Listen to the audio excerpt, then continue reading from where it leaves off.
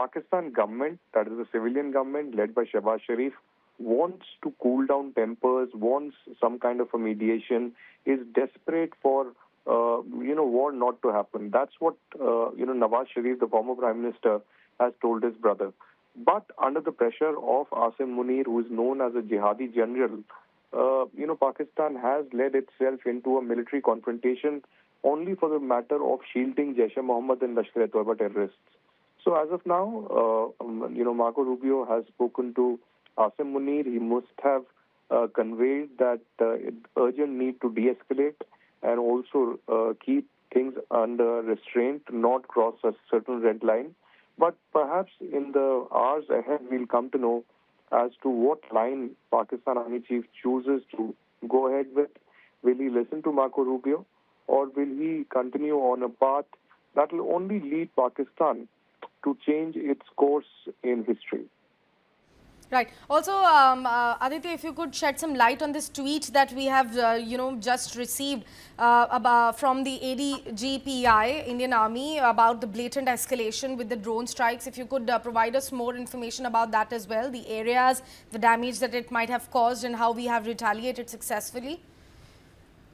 Well, that's right. The ADGPI has come out with details of the attack that took place from Pakistan in the Khasa Camp area of Amritsar.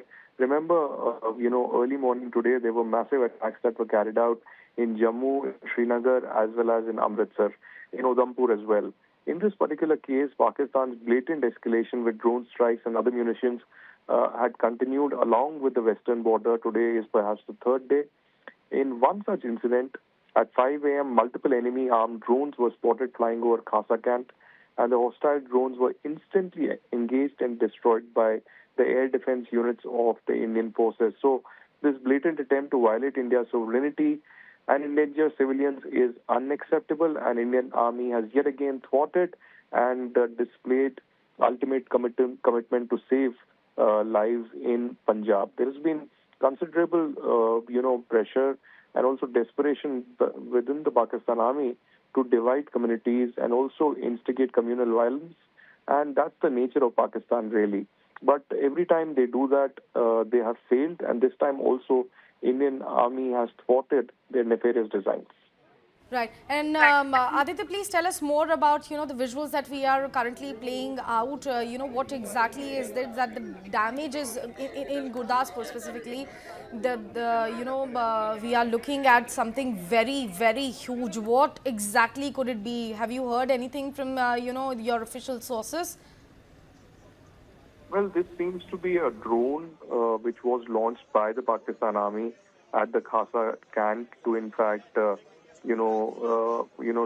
target a civilian area and the Khasa camp, in Amritsar. But immediately you can see the moment it crossed over from Pakistan to the Indian territory, but has been neutralized by the Indian Army and the air defense mechanism that we have. So these are visuals coming on the screen from Amritsar, Punjab, from early morning today when Pakistan launched an operation against India in so-called retaliation and conducted several missile attacks in Jammu, Srinagar, Amritsar and other locations in Jammu and Kashmir and Punjab. But as is visible, this drone was immediately neutralized by the air defenses and a massive tragedy was averted. In fact, those visuals which our ADGPI has posted, that's the drone shot down. It is coming down towards the ground, and this is exactly the drone that has been shot down. General Chopra, we have some details in the images posted by ADGPI, and it shows categorically that there are 2 warheads on that particular drone.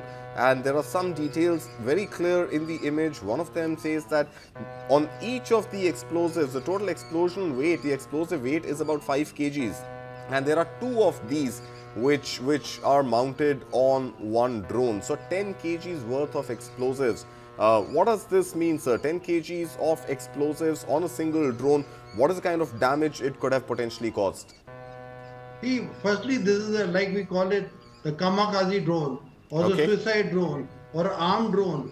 It is supposed to home on to the target, loiter around the target, and the 10 kg explosive is quite a bit of explosive to cause good amount of damage if targeted properly on any command communication systems. Because when it explodes, it catches fire. Like yesterday, you saw in Firozpur, it caught fire, and then it can create a massive damage. But in case it falls on any flat ground or in the fields, it Yeah. may not cause much damage. So that's what I'm saying. Now coming to drone technology, if you see, Yeah. the drone can be, during the press briefing also it was brought out, can be brought out by kinetic and non-kinetic means. All Kinetic right. means you are well aware we have a very robust air defense system That's right. consisting of guns and missiles. That's And the right. second system, see, all these drones are Would these be controlled the by L-70s, communication sir? systems. Would these be the L-70s specifically that would be used to take down drones?